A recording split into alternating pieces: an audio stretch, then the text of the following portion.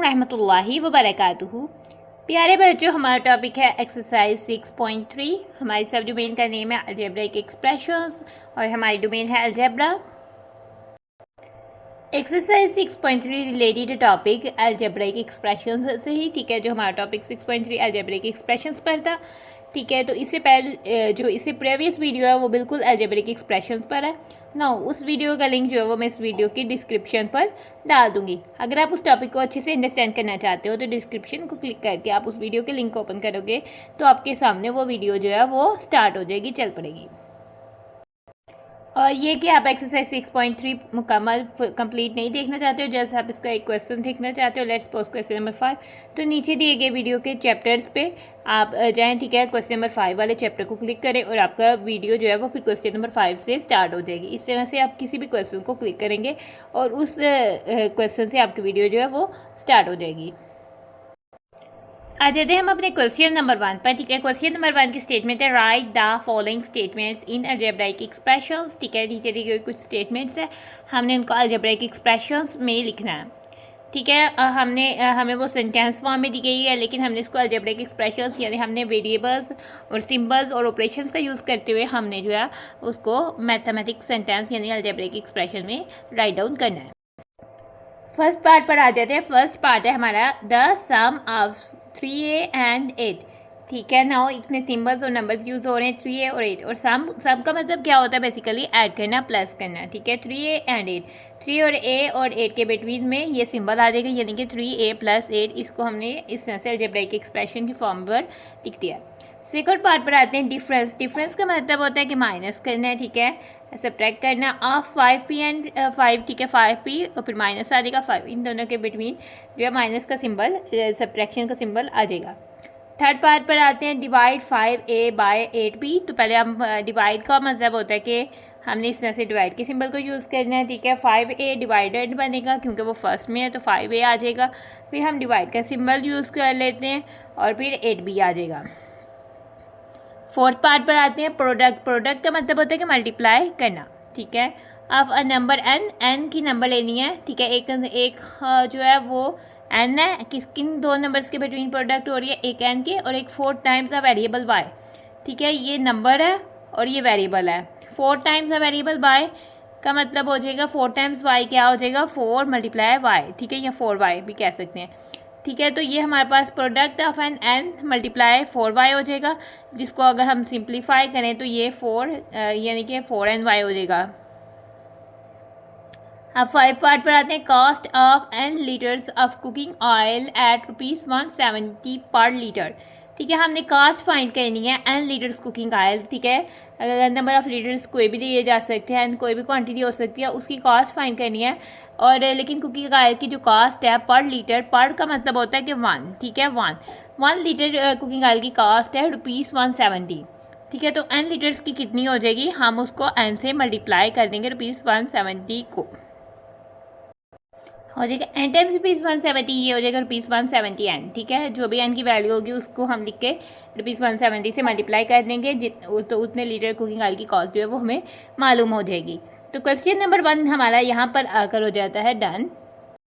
Question number 2 पर आते हैं। क्वेश्चन नंबर 2 है Waseem is 2 times as old as Umar. Waseem जो है उमर से उतना बड़ा है कि जितना उमर है ना उसका 2 टाइम्स। अगर उमर 2 ईयर्स ओल्ड है तो वसीम 4 ईयर होगा, अगर उमर 5 ईयर ओल्ड है तो वसीम 10 ईयर होगा, यानी उससे डबल है। And Umar is 3 years older than Aamir, और उमर जो है वो 3 ईयर्स बड़ा है आमिर से, ठीक है। लेट्स सपोज उमर 5 ईयर का तो वसीम 10 ईयर का होगा, उमर 5 ईयर है आमिर से 3 ईयर्स बड़ा है तो आमिर जो है वो 2 ईयर्स का होगा, ठीक है। आगे से कह रहे हैं if Umar is n years old, Umar उन्होंने बता दिया कि n ईयर ओल्ड है, ठीक है।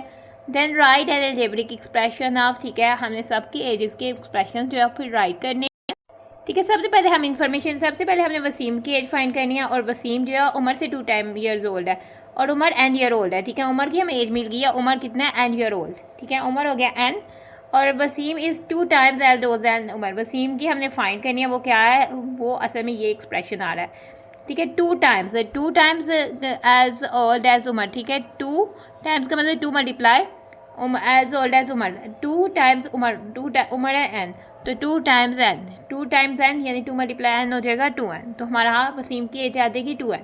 अगर उमर की n है तो वसीम की आ जाएगी 2n। आगे से सेकंड पार्ट में उमर की एज ही पूछी हुई है, वो उन्होंने डायरेक्ट बता दी हुई है n, तो n ईयर्स ओल्ड है क्योंकि उमर n ईयर्स ओल्ड है। आगे से आ जाती है आमिर की एज।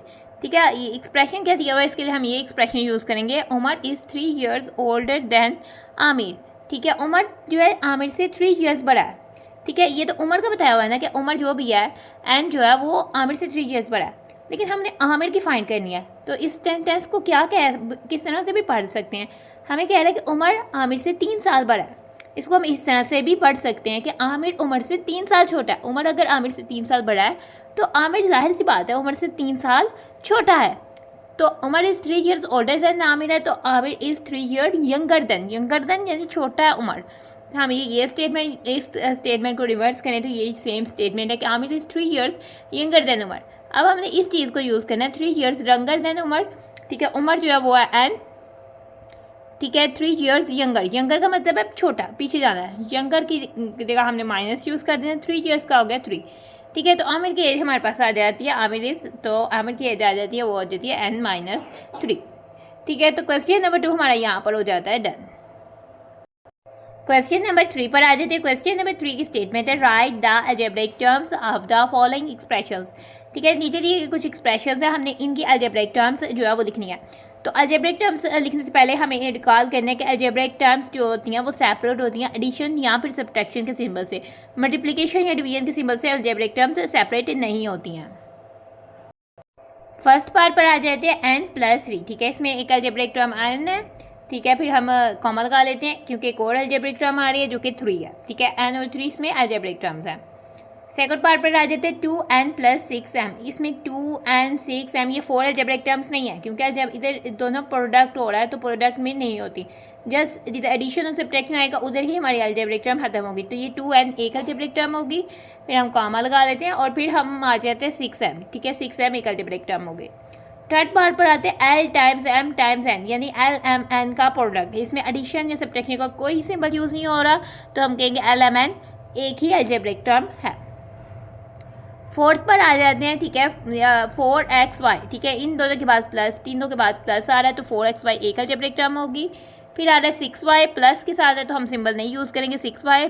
फिर ये -5 है। ठीक है, तो माइनस का सिंबल हम लाजमी लगाएंगे क्योंकि प्लस का सिंबल हम नहीं लगाते। जिस टर्म के सामने, जिस टर्म के लेफ्ट साइड पे कोई सिंबल नहीं होता वो इस चीज़ को ही रिप्रेजेंट कर रही होती है कि वो पॉजिटिव है। अब ये -5 है तो ये -5 लाजमी आएगा। फिफ्थ पार्ट पर आते हैं ab+2। ठीक है, इसमें एक अलजेब्रिक टर्म हो जाती है ab और एक हो जाती है 2। क्वेश्चन नंबर 3 हो जाता है हमारा यहाँ पर डन। क्वेश्चन नंबर 4 पर आते हैं। क्वेश्चन नंबर 4 है, right the coefficients of each term in the following algebraic expressions. ठीक है, हमें कुछ अलजेब्रिक एक्सप्रेशंस दिए गए हैं, हमने इनके कोएफिशिएंट्स बताने हैं। ठीक है, कोएफिशिएंट्स बेसिकली कौन सी टर्म्स होती हैं जो कि वेरिएबल्स के साथ आती हैं। फर्स्ट पार्ट पर आ जाते हैं। फर्स्ट पार्ट पर हमारे पास एक्सप्रेशन है 4a + 3b। ठीक है, 2 टर्म्स है इस एक्सप्रेशन में, एक 4a है एक 3b है और दोनों टर्म्स में वेरिएबल्स आ रहे हैं। ठीक है, a b। तो ठीक है, सबसे पहले हम कोएफिशिएंट ऑफ a लिख देते हैं। कोएफिशिएंट ऑफ a क्या है, वो है a के साथ है 4, नंबर यूज़ हो रहा है तो 4। फिर हम कोएफिशिएंट ऑफ 3b में कोएफिशिएंट ऑफ b लिख देते हैं। कोएफिशिएंट ऑफ b क्या है, b के साथ क्या नंबर यूज़ हो रहा है 3। सेकंड पार्ट पर आते हैं। एक्सप्रेशन है हमारे पास 23ab, वेरिएबल यहाँ बन रहा है ab, तो कोएफिशिएंट ऑफ ए बी ही होगा हमारे पास, तो वो होगा 23 क्योंकि उसके साथ 23 नंबर आ रहा है। ठीक है, थर्ड पार्ट पे आते हैं 2 और 5 XYZ। ठीक है, वेरिएबल हमारे पास XYZ बन रहा है तो कोएफिशिएंट ऑफ XYZ हमारे पास हो जाएगा 2/5। थर्ड पार्ट हो जाता है हमारा यहाँ पर डन। फोर्थ पार्ट पर आते हैं। एक्सप्रेशन है हमारे पास PQR + 85। ठीक है, वेरिएबल PQR है, 85 हमारे पास कांस्टेंट है तो ये किसी का भी कोएफिशिएंट नहीं होगा। कोएफिशिएंट ऑफ PQR जो है, क्योंकि वेरिएबल टाइम PQR बन रही है, कोएफिशिएंट ऑफ PQR हो जाएगा 1 क्योंकि इसके साथ कोई नंबर नहीं है तो हम कहेंगे इसके साथ 1 है। तो जिस वेरिएबल के साथ कोई नंबर ना हो उसका कोएफिशिएंट 1 होता है। आगे से फिफ्थ पार्ट में हमारे पास एक्सप्रेशन है 15p + 18q + 9। इसमें 3 टर्म्स हैं, ये वेरिएबल टर्म है, ये इस टर्म में वेरिएबल यूज़ हो रहा है और इस टर्म में वेरिएबल यूज़ हो रहा है, ये कांस्टेंट टर्म है। तो फिर हम कोएफिशिएंट ऑफ p फाइंड करेंगे और coefficient of q। Coefficient of p हो जाएगा, p के साथ 15 है तो 15 और कोएफिशिएंट ऑफ q के साथ 81 है तो 81। क्वेश्चन नंबर 4 हमारा कंप्लीट हो जाता है। क्वेश्चन नंबर 5 पर आ जाते हैं। क्वेश्चन नंबर 5 है सेपरेट। सेपरेट का मतलब होता है अलग करना, the constants variables and coefficients. ठीक है, हमने of each term in the following algebraic expressions. ठीक है, हमें कुछ अलजेब्रिक एक्सप्रेशंस दिए हुए हैं। ठीक है, उसमें हमने हर टर्म में से देख के कॉन्स्टेंट्स वेरिएबल्स और कोएफिशिएंट्स को अलग अलग कर देना है। ठीक है, तो फर्स्ट पार्ट पर आते हैं 8a+1। ठीक है, हमने 3 टर्म्स फाइंड करनी है, कांस्टेंट, वेरिएबल्स और कोएफिशिएंट्स। कांस्टेंट इसमें क्या है? ठीक है, 8a+1 1 जो है वो कांस्टेंट हो जाएगा। ठीक है, वेरिएबल्स इसमें क्या है? a। ठीक है, वेरिएबल a होगा। कोएफिशिएंट्स क्या है? a के साथ जो है वो 8 है, तो वेरिएबल कोएफिशिएंट हो गया 2। सेकंड पार्ट पर आते हैं 3a+2b-4। ठीक है, अब इसमें भी हम सबसे पहले कांस्टेंट्स क्या है? -4 -4 है, वो लिख देंगे। वेरिएबल्स कौन से हैं? a और b हैं, a, b लिखेंगे। और कोएफिशिएंट्स कौन से हैं? a का कोएफिशिएंट 3 है और b का कोएफिशिएंट 2 है, तो 3, 2 लिखेंगे। थर्ड पार्ट पर आते हैं। ठीक है, सबसे पहले कांस्टेंट्स, इसमें कोई टर्म जो है वो कांस्टेंट नहीं, PQ एक्सप्रेशन है, वेरिएबल टर्म है, तो इसमें 0 हमारे पास कांस्टेंट्स हो जाएगा, वेरिएबल हमारे पास PQ होगा। और कोएफिशिएंट PQ के साथ कोई नंबर नहीं है, तो वेरिएबल के साथ अगर कोई नंबर ना हो तो उसका कोएफिशिएंट 1 होता है, वो 0 नहीं होता, तो कोएफिशिएंट जो है वो 1 हो जाएगा। थर्ड पार्ट हमारा यहाँ पर हो जाता है डन। नाउ फोर्थ पार्ट पर जाते हैं। हमारे पास एक्सप्रेशन है ax + by + c। तो इसमें हमें 3 टर्म्स हैं। ठीक है, ax, ठीक है, तो हम कह देते हैं कि लेट्स सपोज कि ये जो a b c है वो कांस्टेंट, वो हमारे पास जो है वो नंबर्स को रिप्रेजेंट करें, और x और y वेरिएबल्स हैं, a b c जो है वो वेरिएबल्स नहीं है, तो फिर कांस्टेंट्स क्या हो जाएगा? क्योंकि इस टर्म के साथ कोई वेरिएबल नहीं है, c जो है वो कांस्टेंट हो जाएगा, वेरिएबल्स हमारे पास x y हो जाएंगे और कोएफिशिएंट्स हमारे पास a b हो जाएंगे। ठीक है, फिफ्थ एक्सप्रेशन भी आते हैं 3a + 4b + c। अगर हम इसको c को एज अ कांस्टेंट लें तो फिर हमारा कांस्टेंट जो है वो c हो जाएगा, वेरिएबल्स हमारे पास a b हो जाएंगे और कोएफिशिएंट्स हमारे पास 3 4 हो जाएंगे। ठीक है, अगर हम c को भी वेरिएबल ले तो फिर हमारे पास कांस्टेंट उस केस में 0 होगा और वेरिएबल a b c हो जाएंगे और कोएफिशिएंट 3 4 और 1 भी कोएफिशिएंट्स में आएगा। ठीक है, तो क्वेश्चन नंबर 5 भी हमारा यहाँ पर हो जाता है डन। क्वेश्चन नंबर 6 पर आते हैं। क्वेश्चन नंबर 6 है separate like terms in the following. ठीक है, हमने लाइक टर्म्स को नीचे दिए गए टर्म्स में से सेपरेट करना है, तो उससे पहले हमें लाइक और अनलाइक टर्म्स का पता होना चाहिए। ठीक है, लाइक टर्म्स वो टर्म्स होती हैं जिनके वेरिएबल्स भी सेम हो और वेरिएबल की पावर भी सेम हो। ठीक है, तो वो टर्म्स लाइक टर्म्स होती हैं। ठीक है, हमारे पास टर्म्स कौन सी हैं? 3a 21m 5a 8p 4m 2s 3p 8l 9a 76a 17bc 19cb। ठीक है, इसमें बी सी और सी बी वेरिएबल किया हुआ है, ये वेरिएबल सेम है। ठीक है, बी सी को अरेंज करें, सी बी प्रोडक्ट है, तो ये दोनों बेसिकली लाइक टर्म्स ही हैं। ठीक है, पहले चूँकि हमारे पास ए वाली टर्म्स हैं तो पहले हम ए वाली, जैसे कि 3a को एक लाइन में लिख रहे हैं, अगर 21m आ रहा है तो आप उसको सेकंड लाइन में लिख रहे हैं, यहाँ फिर आप पहले सारी जो है वो ए वाली टर्म ढूंढें। फिर उसके बाद 5a आ रहा है, वो भी लाइक 5a, इसके like p 8p 4m 2s 3p 8l 9a भी आ रहा है, फिर 76a भी a के साथ आ रहा है, उसके बाद 17bc 9cb a वाली टर्म नहीं आ रही। ठीक है, a वाली सारी हम कैंसिल कर रहे हैं, अब m वाली देख लेते हैं। पहले आ रही है 21m। ठीक है, उसके बाद a वाली p वाली 4m आ रही है, उसके बाद हम देखते हैं। ठीक है, कोई m वाली टर्म नहीं आती। ठीक है, उसके बाद m वाली भी होगी, a वाली भी होगी, अब p वाली 8p पहले आ जाती है। ठीक है, उसके बाद इधर 3p आ रहा है। ठीक है, और उसके बाद p वाली भी कोई नहीं आती। ठीक है, इधर से हम p वाली होगी, m वाली होगी, s वाली 2s, यहाँ फिर हम कह देते हैं कि 2b, ये भी रिपीट हो रही है, 17bc और 9cb, ये भी हमारे पास लाइक टर्म्स में आ जाएंगी। उसके बाद अब कौन सी बात जाती है? सिंगल टर्म्स, ये 2s की कोई भी नहीं है। ठीक है, उसके बाद 8l भी सिंगल है और उसके बाद बाकी सारी टर्म्स जो है वो कंप्लीट हो जाती हैं और हमारा क्वेश्चन नंबर 6 जो है वो डन हो जाता है। अब इसको इस तरह से भी कर सकते हो, 3a पहले आप लिखो, फिर 21m लिखो, दूसरे क्योंकि a और m अनलाइक है तो नेक्स्ट लाइन लिख लो, 5a इसके लाइक है तो आप इधर लिख दो, और फिर आप 8p जो है वो इन दोनों के अनलाइक है तो नेक्स्ट लाइन पे लिख दो। इस तरह से करने से आपके लिए ज़्यादा ईजी हो सकता है। क्वेश्चन नंबर 6 हो जाता है हमारा डन। क्वेश्चन नंबर 7 पर आ जाते हैं। क्वेश्चन नंबर 7 है right the algebraic expressions by adding the following terms. ठीक है, नीचे दिए गए हमारे पास टर्म्स दी गई हैं, हमने उनको ऐड करना है और ऐड करके अलजेब्रिक एक्सप्रेशन लिखना है। अगर लाइक टर्म्स होंगी तो वो आपस में ऐड हो जाएंगी, अगर अनलाइक टर्म्स होगी तो वो आपस में सिंगल टर्म में ऐड होकर सिंगल टर्म नहीं देंगी, तो हम जस्ट उनको इस तरह से ही रहने देंगे। नाउ इसको सॉल्व करते हैं। ठीक है, नाउ सबसे पहले हम इसके फर्स्ट पार्ट पर आ जाते हैं। फर्स्ट पार्ट में एक्स वाई। ठीक है, हमने इसको किस तरह से लिखना है? एक्स प्लस वाई, क्योंकि टर्म्स को हमने ऐड करना है। नाउ ये अनलाइक टर्म्स है, ये आपस में ऐड नहीं होती, तो ये ऐसे ही एक्सप्रेशन रहेगा। सेकंड पार्ट पे आते हैं a प्लस a 2a और 3a, 3 टर्म्स हैं। ठीक है, a plus 2a plus 3a होगा। अब हम इसको ऐड कर सकते हैं, क्योंकि इन सब में वेरिएबल ए है, ठीक है, और ए के साथ इधर कुछ नहीं है, तो इधर हम कह देते हैं कि ए के साथ 1 नंबर है। 9 इसको ऐड कर देते हैं। ए में हमारे साथ आंसर है 1 + 2 2 3 3 + 3 6, तो ये हमारे पास 6 से हो जाएगा, क्योंकि ये लाइक टर्म्स थी इसलिए आपस में ऐड हो गई। थर्ड पार्ट पर आते हैं। x - y ऐड भी करेंगे तो प्लस माइनस माइनस हो जाएगा, x - y + 3x, ठीक है, हमने इनको ऐड करना है। अब हमने देखा x और 3x लाइक टर्म्स है, इस एक्सप्रेशन को अरेंज करते हैं और लाइक टर्म्स को इकट्ठे लिख लेते हैं। x + 3x पहले लिख देते हैं और फिर -y बच गया, उसको बाद में लिख देते हैं, ठीक है। x + 3x, x के साथ कुछ नहीं है, x में आंसर आएगा, उसके साथ 1 है। 1 + 3 क्या हो जाएगा 4, 1 + 3 4 हो गया, और ये बीच में -y है तो 4x - y हमारा आंसर आ जाएगा। फोर्थ पार्ट पर आते हैं। एक्सप्रेशन है हमारे पास, टर्म्स है हमारे पास p, pq, qr, ठीक है, तो p + pq, दूसरी टर्म लिखेंगे +q + r, ये सारी अनलाइक टर्म्स आप इसमें ऐड नहीं होंगी, तो यहाँ तक हमारा फोर्थ पार्ट डन हो जाएगा, ठीक है। फिफ्थ पार्ट पर आते हैं। टर्म्स है हमारे पास 12 बेस स्केयर और 3 base square. 12 base square + 3 base square लिखा, क्योंकि ये वेरिएबल्स डिफरेंट हैं, ठीक है, तो ये पावर बेशक सेम है लेकिन वेरिएबल्स डिफरेंट हैं, तो हम ये कहेंगे कि ये अनलाइक टर्म्स है, इसलिए इसको ऐड नहीं कर सकते, मजीद इसको हम सॉल्व नहीं कर सकते। 6 पार्ट पर आते हैं। 1/y 2/x 3/2, ठीक है, तो 1/y + 2/x + 3/2 करना है, ठीक है। ये भी सारे अनलाइक टर्म्स हैं, ठीक है, वेरिएबल्स इनमें डिफरेंट आ रहे हैं और डिनोमिनेटर्स में आ रहे हैं, और एक में एक कांस्टेंट आ रहा है। अनलाइक टर्म्स हैं, ये आपस में ऐड नहीं होगी, इसको भी यहाँ तक ऐसे ही रहने देंगे, ठीक है। 7th पार्ट पर आते हैं। 2xy + yz है, और थर्ड टर्म है 4zx, तो 2xy + yz और +4x करेंगे, ठीक है। एक में वेरिएबल xy यूज हो रहा है, एक में yz और एक में zx। वेरिएबल्स जो है वो डिफरेंट है, इसलिए टर्म्स आप इसमें ऐड नहीं होगी, तो हमारा एक्सप्रेशन यहाँ तक रहेगा।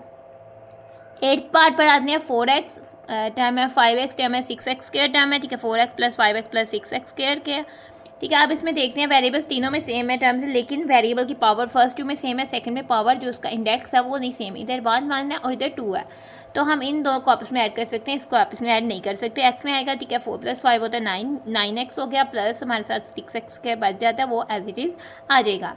तो क्वेश्चन नंबर 7 हमारा यहाँ पर आकर हो जाता है। बच्चों अब हम आ जाते हैं क्वेश्चन नंबर 8 पर। क्वेश्चन नंबर 8 की स्टेटमेंट है, there are 25 girls and 27 boys in grade 6 in a school. In एक स्कूल में जो 6 क्लास है या ग्रेड 6 आप कहते हैं, ठीक है, 6 क्लास में 25 गर्ल्स हैं और 27 बॉयज़ हैं, and 30 boys and 23 girls in grade 7, और ग्रेड 7 यानी क्लास 7 में 30 बॉयज़ और 23 गर्ल्स हैं इन द सेम स्कूल में, यानी कि एक स्कूल के ये आपको बताई हुई है 6 क्लास के स्टूडेंट्स की स्ट्रेंथ, और ये ग्रेड 7 यानी 7th क्लास के स्टूडेंट्स की स्ट्रेंथ बताई गई है।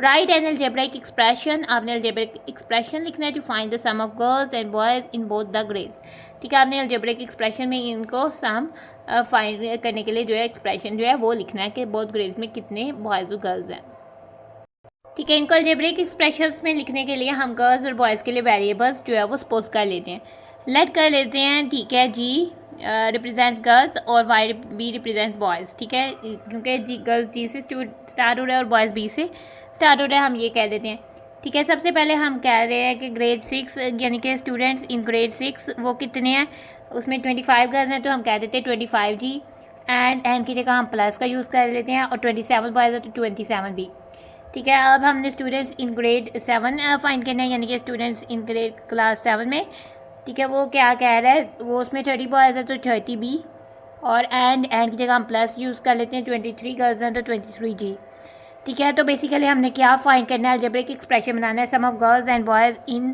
Both the grade,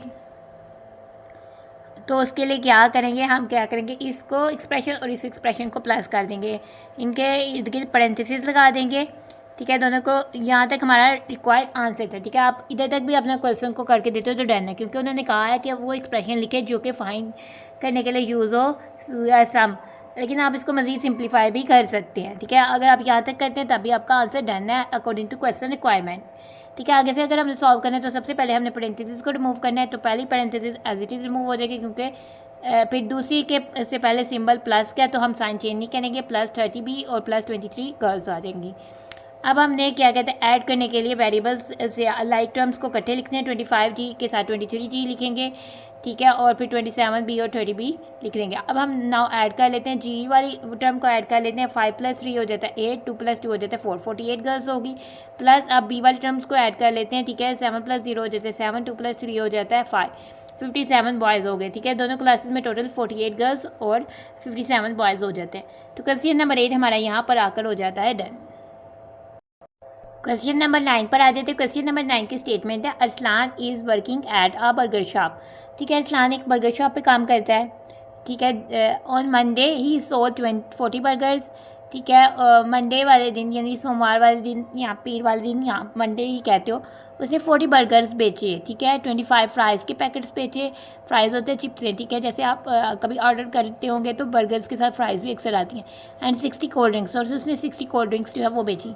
on Tuesday वाले दिन ही sold 35 burgers, 28 fries and 54 cold drinks, ठीक है। इतना कुछ उसने बेचा। राइट एन अलजेब्रिक एक्सप्रेशन, आपने अलजेब्रिक एक्सप्रेशन लिखना है and find how many burgers fries and cold drinks did he sell in both days. तो आपने बताना है कि उसने कितने बर्गर्स, अलजेब्रिक एक्सप्रेशन लिखना है और बताना है कि कितने बर्गर्स फ्राइज़ और कोल्ड ड्रिंक्स उसने दोनों दिनों में सेल किए हैं, ठीक है। अलजेब्रिक एक्सप्रेशन पर लिखने के लिए, क्योंकि दोनों दिन में बर्गर्स फ्राइज़ और कोल्ड ड्रिंक्स ही वो सोल्व कर रहा है, तो इनके लिए हम जो है सपोज कर लेते हैं वेरिएबल्स को, ठीक है। लेट बी, बर्गर बी से स्टार्ट हो रहा है, बी एक ले लेते हैं, और फ्राइज़ एफ से स्टार्ट हो रहा है, एफ ले लेते हैं, और जो है कोल्ड ड्रिंक्स सी से स्टार्ट हो रहा है, सी ले लेते हैं, सी, ठीक है। Stands for burgers fries and cold drinks, ठीक है, रिस्पेक्टिवली। हमने बता दिया कि बिलतरतीब बी जो है वो बर्गर और जी एफ जो है वो फ्राइज़ को रिप्रेजेंट कर रहा है, और जो सी जो है वो कोल्ड ड्रिंक्स को रिप्रेजेंट कर रहा है, ठीक है। आप फाइंड करते हैं कि आइटम सोल्ड ऑन मंडे, क्या आइटम्स मंडे को सोल्ड हुई थी 40B, ठीक है। आप इसको इस तरह से भी कर सकते हो, या आप इसको ऐड की फॉर्म में भी लिख सकते हो या टर्म्स की फॉर्म में भी लिख सकते हो, ठीक है। प्लस 25 फ्राइज सोल्ड हुई थी और प्लस 60 कोल्ड ड्रिंक्स 60C, ठीक है। आइटम्स है सोल्ड ऑन ट्यूसडे आप फाइंड आउट करेंगे, ठीक है। वो हो जाएगा 35B प्लस 28F, 28 फ्राइज़ है तो 28F और प्लस 54 कोल्ड ड्रिंक्स है तो 54C, ठीक है। Item sold on both days, सामने बोथ डेज का जो अलजेब्रिक एक्सप्रेशन लिखना है तो वो इन दोनों को ऐड करके लिखेंगे, ठीक है। 40 ये हमने एक्सप्रेशन को जस्ट ऐड करके ये हमारे पास अलजेब्रिक एक्सप्रेशन को देने का आंसर हो जाएगा, ठीक है। ये हमारा फर्स्ट आंसर हमने दे दिया, राइट एंड अलजेब्रिक एक्सप्रेशन। इसके अलजेब्रिक एक्सप्रेशन लिख लिए। अब इन्होंने पूछा हुआ है and find how many burgers fries and cold drinks did he sell in both days, उसके लिए हमें इसको ऐड करना लाजमी है, ज़रूरी है, ठीक है। आगे से हमने लाजमी ऐड करना है तो ब्रैकेट को पहले ख़त्म करेंगे, ठीक है। ये एज इट इज़ सारी टर्म्स आ जाएंगी, और ये वाला प्लस है तो ये वाली टर्म्स भी सारी एज इट इज़ आ जाएंगी जो उनसी भी हैं। नाउ अब हम अरेंज करेंगे लाइक टर्म्स को इकट्ठे, ठीक है। पहले बी वाली है 40B, फिर दूसरी बी वाली ये 35B है, प्लस 35B लिख देते हैं। फिर एफ़ वाली लिख देते हैं 25F, ठीक है। और इधर फिर 28F है, 28F लिख देते हैं। फिर बाद में बच जाती है सी वाली 60C, और फिर प्लस 54C लिख देते हैं। अब ऐड करते हैं बी में, बी वाली टर्म्स को ऐड करते हैं। 0 + 5 5, 4 + 3 7, 75 बर्गर्स हो गए, ठीक है। अब फ्राइज़ वाली टर्म्स को ऐड करते हैं। 8 + 5 होते हैं 13, 3 1 कैरी, ठीक है। 1 + 2 3, 3 + 2 5, ठीक है। 53 फ्राइज़ होगी, प्लस अब 60 + 54 कोल्ड ड्रिंक्स को ऐड करना है। 0 + 4 4, ठीक है। और 6 + 5 11, ठीक है। 114 कोल्ड ड्रिंक्स जो है वो हो जाती है, ठीक है। तो लास्ट फाइनल स्टेटमेंट आपकी हो जाएगी, Arsalan sell 75 burgers, 75 burgers, 53 fries and 114 cold drinks in both the days, ठीक है। तो ये वाला आंसर भी आपने इस तरह से कर देना है। तो क्वेश्चन नंबर 9 आपका हो जाता है यहाँ पर डन। ना अब हम इस टीचिंग पॉइंट को डिस्कस कर लेते हैं, ठीक है। टीचिंग पॉइंट बेसिकली टीचर्स के लिए, टीचर्स को आगे से गाइड किया हुआ कि ठीक है, सिंपल एग्जाम्पल, आपने एक सिंपल एग्जाम्पल लेनी है। लाइक आप कह रहे हैं कि यही ले लें 2x + 2y - 9 ही ले लें, ठीक है, अलजेब्रिक एक्सप्रेशन की। टू एक्सप्लेन द कोएफिशिएंट, इसके ज़रिए आप उनको बच्चों को एक्सप्लेन करें कि कोएफिशिएंट कौन से हैं, वेरिएबल्स कौन से हैं, कांस्टेंट कौन से हैं, ठीक है। Begin by asking students to identify the terms in the expression, अपने स्टार्ट किस तरह से करना है, अपने स्टूडेंट्स से पूछना है कि इनमें इस एक्सप्रेशन में कौन कौन सी टर्म्स हैं, कितनी टर्म्स हैं और कौन कौन सी टर्म्स हैं। And then use the expression to draw, फिर आपने इस एक्सप्रेशन को यूज़ करते हुए उन बच्चों की अटेंशन ड्रा करनी है कि बच्चे जो है कॉन्शियस से आपके साथ एंगेज होकर सीखें कि कोएफिशिएंट वेरिएबल्स कौन से हैं, ठीक है, क्योंकि टर्म्स उन्होंने पिछली एक्सरसाइज में डिस्कस वो सीख लिया था। तो आपने बताना है कि ये जैसे कि कौन सी इस एक्सप्रेशन में कितनी टर्म्स आ रही हैं। तो बच्चे आपको मैं भी आंसर करें 2x आ रही है, 2y आ रहा है और -9, यानी कि वो बताएंगे आपको कि 3 टर्म्स जो है वो इस एक्सप्रेशन पर आ रही हैं। अब आपने बताना है, ठीक है, हमने टर्म में पढ़ा है कि ये कांस्टेंट टर्म है, ठीक है, और ये इन टर्म्स में वेरिएबल आ रहे हैं, ठीक है। ये उन्होंने ऑलरेडी पिछली एक्सरसाइज में पढ़ लिया था। आप उनको बता सकते हैं कि ये 2 और ये 2 जो वेरिएबल्स के साथ जो भी नंबर आते हैं, ठीक है, ये तो 3 टर्म्स होगी, तो वेरिएबल्स के साथ जो भी नंबर आते हैं, ये 2 और 2, ये जो वेरिएबल्स के साथ आते हैं उनको हम कोएफिशिएंट्स कहते हैं, ठीक है। इन केस अगर वेरिएबल के साथ कोई भी जो है वो नंबर नहीं है तो 1 ज़रूर और हर एक वेरिएबल से मल्टीप्लाई हो रहा होता है, वो उसका कोएफिशिएंट होगा, ठीक है। नाउ आप इसको बता देते हैं, जो फिर ये एक्स वाई ये तो हमें पता है ये वेरिएबल्स हैं, ठीक है, ये वेरिएबल्स होते हैं जो लेटर्स में है, और ये -9 ये कांस्टेंट टर्म ही कांस्टेंट हो जाती है। तो इस तरह से आप उनको एक्सप्लेन कर सकते हो,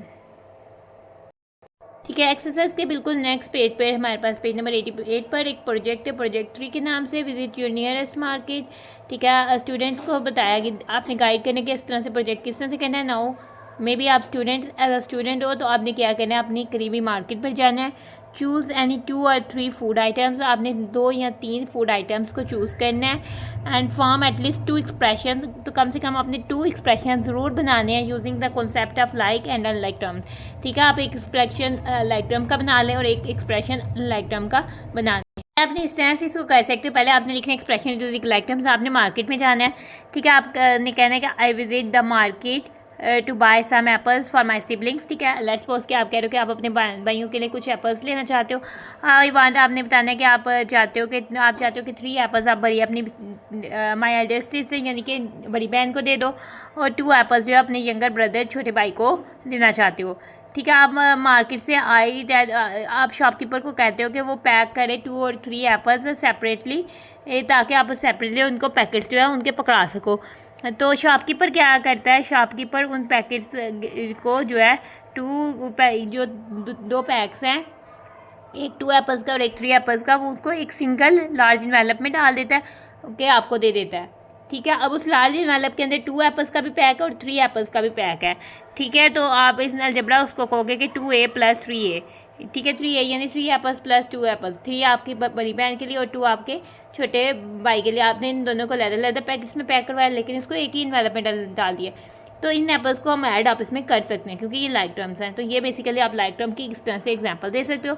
नाउ अनलाइक टर्म की एग्जांपल पे आप लेट्स सपोज आप ऑर्डर कर लेते हो, आप कहते हो कि आई ऑर्डर डील। अभी आपने एक डील ऑर्डर किया जिसमें 4 बर्गर 2 फ्राइज़ और का पैक और 1 लार्ज कोल्ड ड्रिंक आपको मिल रही है, ठीक है। जो डिलीवरी मैन था वो आपको डिलीवर करता है ये आइटम सारी एक एनवेलप में, ठीक है। तो आप कह सकते हो अलजेब्रा में इसको क्या लिखोगे, 4b, ठीक है, 4 बर्गर्स + 2 फ्राइज़ के पैक + 1 लार्ज कोल्ड 1c, ठीक है। इन टर्म्स ये सब अनलाइक टर्म्स है, सारी चीज़ें डिफरेंट है। नाउ अब इन टर्म्स को आप ऐड नहीं कर सकते, तो इस तरह से आप एग्जाम्पल दे सकते हो, ठीक है। इस तरह से आपका ये प्रोजेक्ट 3 जो है वो डन हो जाएगा। तो आपने अपने इस प्रोजेक्ट को करने के बाद आप विजिट करोगे, उसके बाद जो आप स्टेज पे राइट डाउन करोगे, आपने उसकी पिक्चर लेकर लाजमी कमेंट में सेंड करनी है, कमेंट में पोस्ट करनी है। एक्सरसाइज 6.3 हो जाती है खत्म। इसमें थे हमारे पास टोटल 9 क्वेश्चंस।